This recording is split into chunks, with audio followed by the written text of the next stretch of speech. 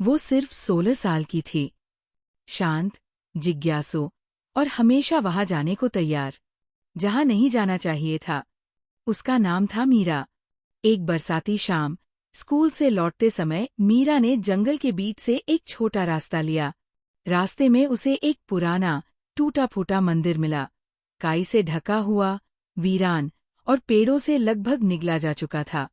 मंदिर के बीचों बीच एक लाल पत्थर की वेदी थी, जो धीरे धीरे चमक रही थी, जैसे वो जीवित हो। हवा भारी हो गई थी, लेकिन कोई रहस्यमयी ताकत मीरा को उस वेदी की ओर खींच रही थी। एक ऐसी आवाज जो कानों से नहीं, दिल से सुनी जा रही थी। उसने वेदी को छू लिया।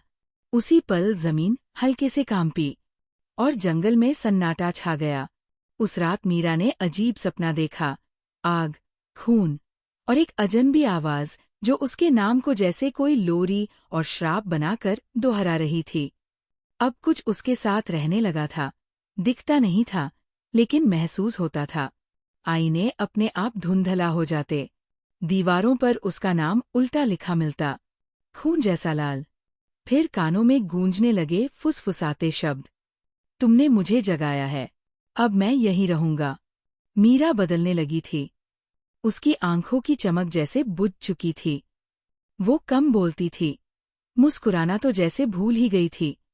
एक रात उसके माता पिता ने उसे पीछे के आंगन में पाया, नंगे पांव, सिर झुका हुआ, आंखें सफेद, और मुंह से निकल रहे थे कुछ प्राचीन शब्द, किसी अज्ञात भाषा में।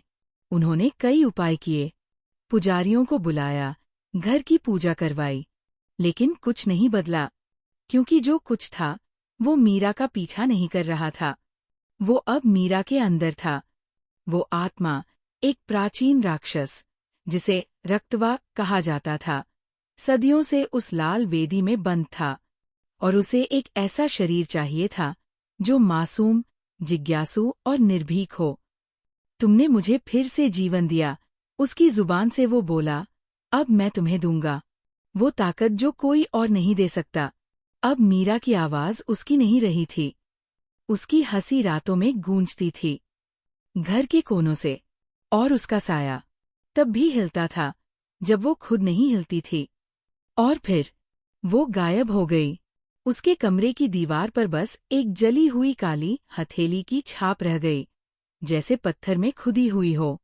अब लोग कहते हैं कि जब बारिश होती है तो जंगल मीरा का नाम दोहराता है, और अगर आप कभी उस लाल वेदी के पास पहुंच जाए और पीछे से कोई आपको पुकारे, तो मुड़िएगा मत, क्योंकि वहां अब भी कोई है, लेकिन वो मीरा नहीं है।